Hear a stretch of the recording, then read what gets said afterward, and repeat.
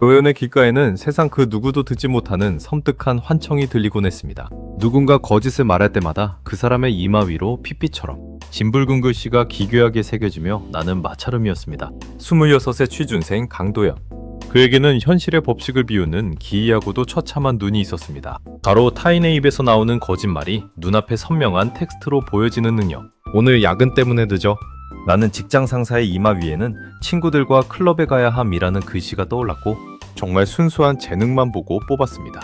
라 말하는 기업 면접관의 이마에는 이사님 낙하산 친척임이라는 문구가 선명하게 번졌습니다. 세상은 아름다운 포장지로 쌓인 똥밭이었고 사람들의 가식과 속임수를 매일 실시간으로 목격해야 하는 도연에게 삶은 그 자체로 거대한 지옥이자 진절머리 나는 한멸이었습니다. 그래서 도연은 세상과 담을 쌓았습니다. 모자를 깊게 눌러쓰고 사람들과 시선을 맞추지 않은 채 편의점 야간 알바를 하며 조용히 숨죽여 살았습니다. 그런 도연에게 세상에 존재하는 유일한 온기이자 살아가는 단 하나의 이유는 하나뿐인 여동생 유진이었습니다.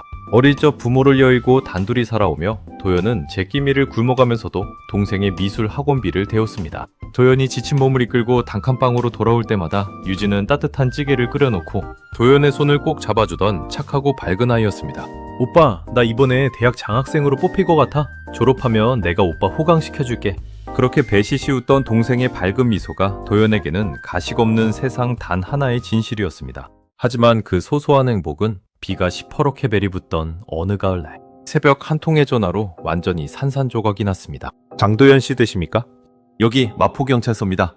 여동생분 시신이 한강 하구에서 발견되었습니다. 넋이 나간 채 달려간 경찰서 안치실. 얼음처럼 차갑게 식어버린 동생의 시신이 흰 천에 덮여 있었습니다. 곱던 얼굴에는 군데군데 짙은 피멍이 들어있었고 동생이 늘 차고 다니던 어머니의 유품인 은 손목시계는 간데 없이 사라져 있었습니다.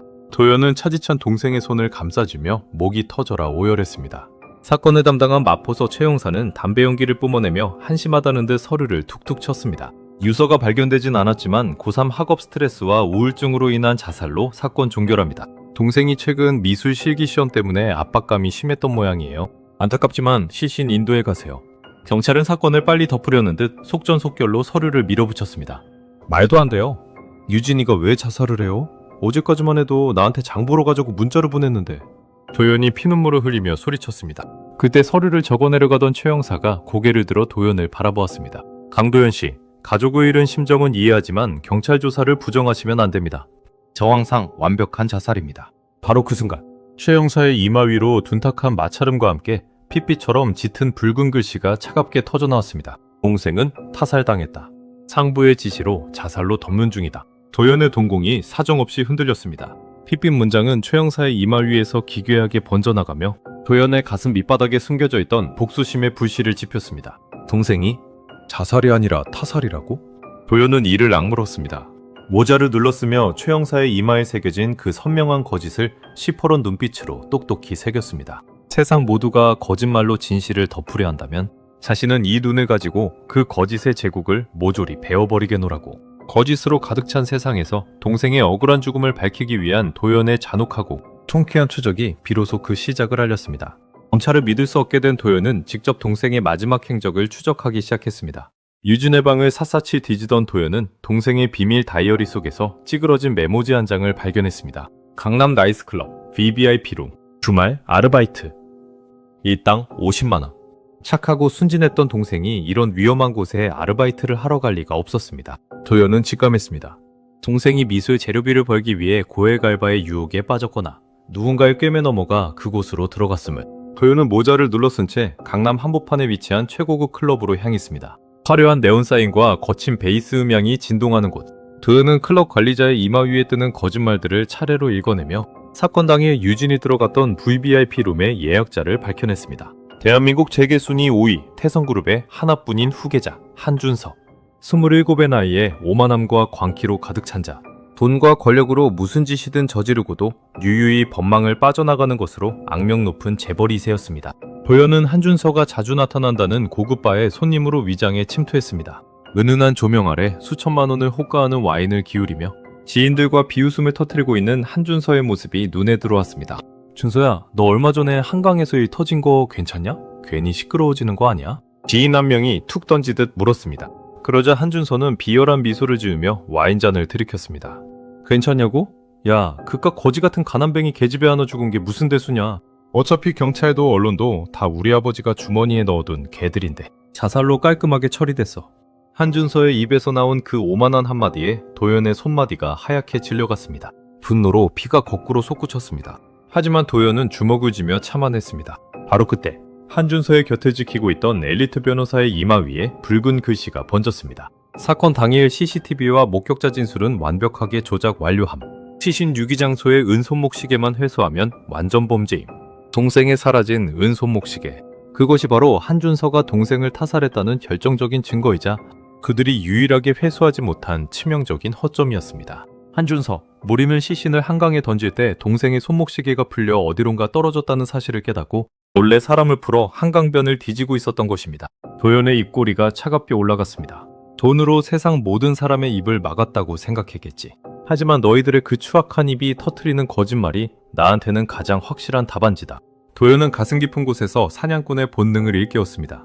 가해자들이 숨기려 하는 그 은손목 시계를 먼저 찾아내어 거짓으로 쌓아 올린 그들의 완벽한 알리바이를 사정없이 부숴버리겠다고 다짐했습니다. 도연은 한준서 일당이 아직 찾지 못한 동생의 유품, 은손목 시계를 확보하기 위해 곧장 한강변 사건 현장으로 향했습니다. 시신이 발견되었던 칠흑 같은 수풀과 진흙밭, 밤마다 후레쉬를 비추며 샅샅이 뒤진 끝에 도연은 강가 바위 틈새에 서늘하게 끼어있던 어머니의 은손목 시계를 마침내 찾아냈습니다. 시계의 유리알은 깨져 있었고 그 뒷면에는 동생의 피와 함께 한준서의 비싼 맞춤 슈트에서 떨어져 나온 희귀한 금빛자수 실밥이 엉켜 있었습니다. 완벽한 물리적 증거였습니다. 그러나 거대 권력의 벽은 상상 이상으로 치밀하고 지독했습니다. 다음날 도연이 언론사와 방송, 제보를 통해 진실을 폭로하려 하자마자 거대 재벌 태성그룹의 손길이 먼저 움직였습니다. 도연의 휴대폰으로는 동생처럼 한강바닥에 가라앉고 싶지 않으면 조용히 살라는 정체불명의 협박 전화가 걸려왔고 동생이 일했던 클럽의 동료 알바생들은 약속이라도 한 듯 입을 맞췄습니다.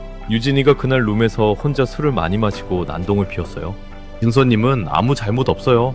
클럽 직원과 목격자들의 이마 위로 둔탁한 마찰음과 함께 핏빛 글씨들이 유령처럼 일제히 떠올랐습니다. 태성그룹으로부터 각각 현금 1억 원씩 입금받았음. 가짜 진술서를 작성해주고 대가를 챙김. 돔에 영혼을 팔아넘긴 사람들의 추악한 거짓말. 도연은 거리를 걸으며 자신을 향해 쏟아지는 세상의 가식과 속임수에 실수했습니다. 경찰, 언론, 목격자, 심지어 동생의 친했던 친구까지 돈과 협박 앞에 무릎을 꿇고 거짓의 방패가 되어주고 있었습니다. 돈으로 사람의 입을 막고 진실을 덮을 수 있다고 믿는 거겠지? 하지만 도연은 절망하는 대신 차갑게 미소 지었습니다.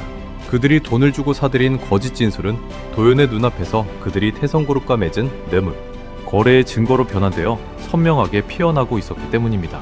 도연은 한준서 일당을 연한 첫 번째 반격을 개시했습니다. 직접 부딪히는 대신 거짓 진술을 한 목격자들을 한 명씩 찾아가 그들의 이마에 떠오른 계좌 내역과 뇌물 액수를 정확히 읊어주며 심리적 압박을 가했습니다. 은행 계좌로 들어온 1억 원, 그거 가지고 평생 무사할 것 같아? 한준서가 사건 덮고 나면 너희 같은 입막음용 목격자들을 그냥 살려둘까? 자신들만 아는 은밀한 뇌물 거래 내역을 도연이 정확히 알고 있자 매스당했던 목격자들은 극심한 공포와 의심에 휩싸여 서로를 배신하기 시작했습니다.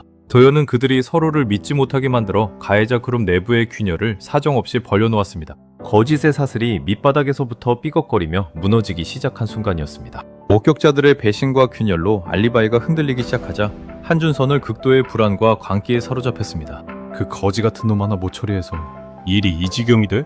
당장 그 새끼 찾아내서 손목시계 빼앗고 죽여버려.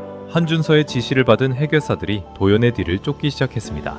도연은 모자를 깊게 눌러쓴 채 도심의 어두운 골목길과 폐건물을 전전하며 아슬아슬한 추격전을 벌였습니다.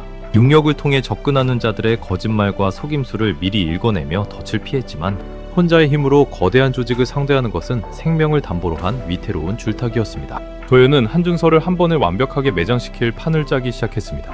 그는 한준서의 측근이자 그에게 억울하게 터사구 펜다갈 위기에 처한 클럽 지배인에게 접근했습니다.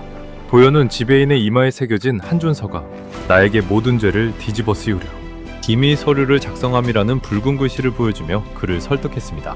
너도 알고 있잖아. 한준서한테 넌 언제든 버릴 수 있는 샌드백일 뿐이야. 살고 싶으면 그날 VVIP 룸에 진짜 백업 영상과 내부 CCTV 녹화본을 내놔. 자신의 살 길이 막혔음을 깨달은 지배인은 결국 도연의 손을 잡았고 한준서가 룸 안에서 도연의 동생 유진을 무자비하게 폭행하고 강제로 차에 태워 끌고 가는 모습이 담긴 결정적인 VVIP 백업 블랙박스 영상을 도연에게 넘겼습니다. 동생의 피투성이 은 손목시계, 그리고 한준서의 살인 및 시신 유기 정황이 담긴 결정적 영상. 모든 증거가 도연의 손에 모였습니다. 하지만 한준서 역시 가만히 있지 않았습니다. 한준서는 도연의 유일한 약점을 건드렸습니다. 도연이 가장 아끼던 동생의 유골함이 안치된 낙골당을 담보로 도연을 함정으로 유인한 것입니다. 손목시계랑 영상 가지고 오늘 밤 폐공장으로 나와라. 안 그러면 네 동생 뼈가루를 한강에 뿌려버릴 테니까. 모든 증거를 쥐고 도연은 동생의 유골을 지키기 위해 사지로 걸어 들어갔습니다. 한준서와 그의 비리 경호원들이 도연을 기다리고 있는 어둡고 차가운 폐공장으로. 어두운 폐공장 안. 철비린내와 습기 찬 공기가 감도는 곳에서 한준서는 명품 슈트 차림으로 은은하게 양주를 홀짝이며 도연을 기다리고 있었습니다. 그 뒤로는 험상궂은 해결사 수십 명이 쇠파이프와 몽둥이를 든 채 도연을 둘러쌌습니다. 거지 새끼가 감히 누구한테 덤벼? 손목시계랑 영상 이리로 내놔. 그럼 네 동생 유골함은 깨끗하게 돌려줄 테니까. 한준서가 비웃으며 손짓하자 해결사 한 명이 유진의 유골함을 들어올리며 협박했습니다. 한준서의 이마 위로 핏빛 글씨가 기괴하게 일렁였습니다. 증거를 받자마자 유골함을 깨부수고 강도연을 여기서 살해해 한강에 던질 생각임. 한준서의 추악한 본심을 눈으로 확인한 도연의 입꼬리가 차갑게 올라갔습니다. 도연은 품에서 은 손목시계와 USB를 꺼내어 바닥에 툭 던졌습니다. 원하던 건 이거잖아. 하지만 한준서, 넌 오는 날 절대로 못 죽여. 뭐? 미친 새끼가 미쳤나? 당장 저 새끼 죽이고 증거 파기해. 한준서가 소리치는 순간 도연은 주머니 속 스마트폰의 화면을 켰습니다. 도연이 걸어 들어온 곳은 단순한 사지가 아니었습니다. 도연은 폐공장에 들어서기 전부터 구독자 200만의 대형 탐사보도, 유튜브 채널과 실시간 라이브 스트리밍을 연동해 놓은 상태였습니다. 공장 구석구석에 숨겨둔 초소형 카메라와 도연의 옷깃에 달린 캠이 한준서의 얼굴과 그의 입에서 나온 살인교사 발언, 그리고 유진의 VVIP 룸 폭행 영상까지 실시간으로 전세계 수십만 명의 시청자들에게 생중계되고 있었습니다. 실시간 댓글창은 폭발했습니다. 대기업 태성그룹 2세의 악행과 경찰의 조작 정황이 세상에 100% 노출된 순간이었습니다.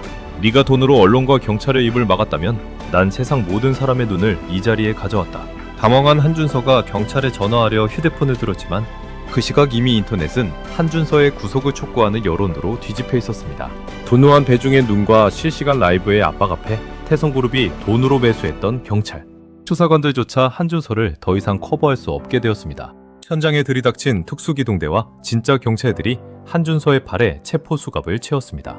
한준서는 피눈물을 흘리며 도연을 노려보았지만 그가 지어올린 거짓의 성벽은 이미 완전히 무너져 내린 뒤였습니다. 몇 달 후 법정. 대한민국을 뒤흔든 태성그룹 황태자 살인 및 시신 유기 사건의 최종 심리가 열렸습니다. 한준서는 법정에서도 모든 것은 가짜 영상이며 자신은 억울하다며 끝까지 거짓 눈물을 흘렸습니다. 하지만 그의 변호인단과 한준서의 이마 위에는 피할 수 없는 거짓의 문장들이 끊임없이 떠올랐고 도연이 제시한 명백한 물리적 증거 앞에 판사는 무기징역을 선고했습니다. 한준서를 돕고 사건을 은폐했던 비리경찰과 클럽 관계자도 역시 모조리 철창 신세를 지게 되었습니다. 재판이 끝난 후 도연은 동생 유진의 유골함을 품에 안고 유진이가 생전에 그토록 가고 싶어 했던 따뜻한 산속 아침 햇살 아래로 향했습니다. 유진의 유골을 뿌려주며 도연은 가슴속 깊은 곳에서 사죄와 함께 비로소 동생을 편히 보내주었습니다. 유진아, 오빠가 늦어서 미안해. 이제 더 이상 추운 곳에서 아파하지 마. 그 순간 거짓과 속임수로 가득했던 세상의 소음이 거짓말처럼 정적 속으로 사라졌습니다. 세상 사람들의 이마 위에 핏빛으로 맴돌던 기괴한 글씨들이 하나둘 투명하게 희미해지더니 도연의 눈앞에서 완전히 자취를 감추었습니다. 동생의 억울함을 풀고 진실을 되찾은 순간 도연을 평생 괴롭히던 거짓말을 보는 능력이 비로소 소멸한 것입니다. 스쳐 지나가는 바람 속에서 도연은 동생이 미소 지으며 자신의 손을 따뜻하게 잡아주는 듯한 온기를 느꼈습니다. 모자를 깊게 눌렀으며 세상을 피했던 도연은 마침내 모자를 벗고 맑은 하늘을 향해 눈부신 미소를 지어 보였습니다. 거짓의 제국이 무너진 자리 위로 그들에게 진짜 봄이 찾아오고 있었습니다.